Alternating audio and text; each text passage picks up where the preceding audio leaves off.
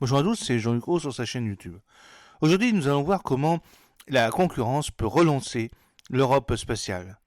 D'une crise inédite dans le domaine des lanceurs pourrait surgir au sein de l'Union européenne un modèle nouveau, de vrais projets industriels compétitifs menés sans intervention institutionnelle. Vous avez sur la première image le lanceur européen Ariane 6 qui effectuera son vol inaugural le 9 juillet prochain. Tic-tac, tic-tac, tic-tac, et oui, Ariane 6 est enfin proche de son premier vol qui était initialement prévu en juillet 2020.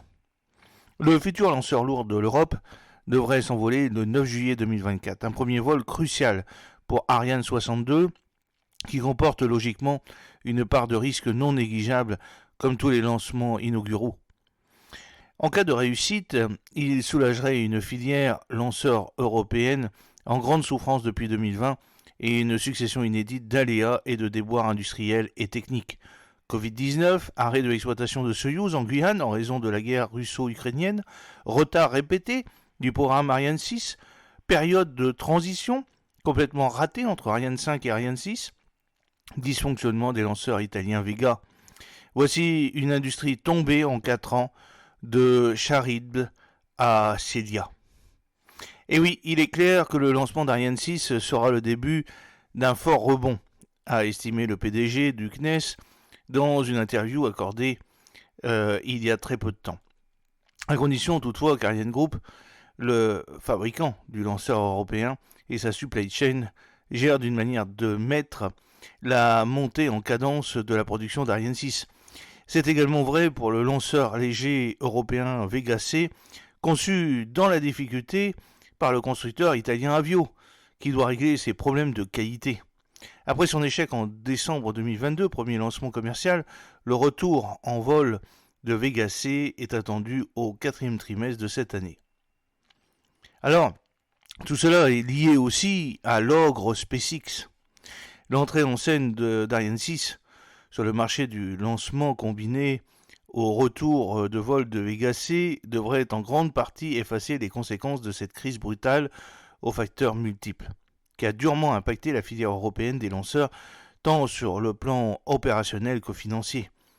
Ces deux lancements cruciaux doivent notamment permettre à l'Europe de retrouver un accès autonome à l'espace, car la souveraineté du vieux continent a été cruellement mise à l'épreuve par des lancements Galileo notamment confiés par la Commission européenne et l'Agence spatiale européenne l'ESA à l'ogre américain SpaceX qui taille allègrement des croupières aux deux industriels européens Ariane Group et l'italien Avio. La société de lancement d'Elon Musk, qui évolue désormais dans une autre galaxie, a d'ailleurs établi en 2023 un nouveau record de 97 vols en une seule année, soit 50% de plus qu'en 2022 et près de la moitié des lancements mondiaux. Pour sa part, l'Europe plombée par tous ces déboires n'a effectué que 3 vols en 2023, avec 2 dernières Ariane 5 et un lanceur Vega d'ancienne génération. Triste situation pour Ariane Espace, qui était pourtant encore il y a quelques années le premier opérateur de vols commerciaux au monde. Quel sera le monde des lanceurs européens après-demain ? Ce qui est certain, comme l'explique Philippe Baptiste, c'est que nous sommes arrivés à la fin d'un système où les lanceurs étaient pensés et conçus comme des objets de technologie développés par des agences avec des financements purement étatiques et du retour géographique. Ce monde est en train de s'effondrer. Il s'agit aussi d'un divorce à l'italienne. En 2023, en novembre, à Séville, la conférence ministérielle de l'ESA a d'ailleurs posé un premier jalon en vue de créer ce nouveau monde. Très clairement, un véritable Big Bang provoqué par les ambitions de l'Allemagne, qui ne fait pas mystère de vouloir ravir le leadership de la France dans le domaine des lanceurs, et pas uniquement, on le voit avec la défense. À Séville, les ministres chargés des questions spatiales ont donné le coup d'envoi d'une nouvelle approche concurrentielle en matière de transport spatial, avec pour objectif trop ambitieux de réduire significativement le montant des financements publics. Qui dit concurrence, dit compétition. La France a donc relevé le défi par l'Allemagne et l'Italie, qui a soutenu la volonté d'Avio de se désorbiter d'Arianespace dans le cadre d'un divorce à l'italienne. Nous, on s'est battu pendant des mois et des mois en disant que la souveraineté européenne, c'est l'unité européenne, avait expliqué en décembre dernier Emmanuel Macron. Malheureusement, on a certains de nos partenaires historiques qui sont devenus des compétiteurs. Donne acte, je vais être simple, on va y aller pour être les meilleurs. Au-delà des mini-lanceurs où la compétition est lancée, l'Allemagne vise à moyen terme la succession d'Ariane 6 et compte sur ses champions encore en herbe, Isar Aerospace, RFA One, filiale de la société allemande OHB, et Impulse, pour s'imposer comme nouveau leader européen dans le transport spatial et détrôner Ariane Group. Alors, machine de guerre et esprit start-up, après un temps de tergiversation, le fabricant des lanceurs Ariane est enfin bien pris conscience qu'il allait évoluer dans un environnement qui sera de plus en plus un environnement de compétition, comme l'a expliqué en février le président exécutif Martin Sloan devant l'Association des journalistes professionnels de l'aéronautique et de l'espace. Comment? En créant une machine de guerre face aux outsiders allemands, la société Maya Space, censée fonctionner comme une start-up et chargée de développer un lanceur léger, réutilisable et pas cher. Maya, c'est son nom, devra être capable de lancer une charge utile de 1,5 tonnes, soit à peu près l'équivalent des capacités d'Ariane 1. À côté de Maya Space, la France donne également leur chance à 3 autres startups qui développent des micros et des mini-lanceurs dont certains seront réutilisables. Latitude, 100 kg de charge utile sur l'orbite LEO, Hyperspace, 235 kg et Sirius de 175 kg. L'État, via France 2030, va financer ces lanceurs à hauteur de 400 millions d'euros, dont 250 millions seront attribués à Maya Space, qui développe un lanceur nettement plus ambitieux que les 3 startups.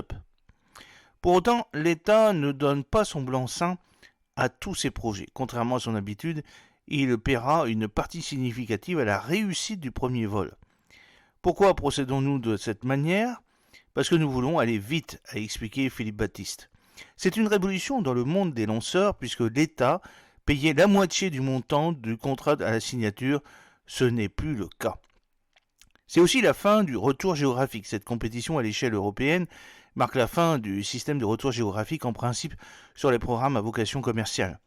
À l'origine de l'ESA, chaque pays membre qui finançait un programme spatial obtenait en retour de la charge industrielle sur ce projet. L'Allemagne tenait à ce système qui lui a permis de monter en puissance dans le spatial tout en critiquant le manque de compétitivité d'Ariane 5 puis d'Ariane 6.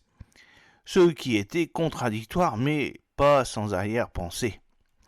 D'autant que certains industriels allemands ne jouaient pas le jeu en imposant à Ariane Group des prix non compétitifs alors que la filiale d'Airbus et de Safran s'était engagée sur une baisse des prix d'Ariane 6 de 11%.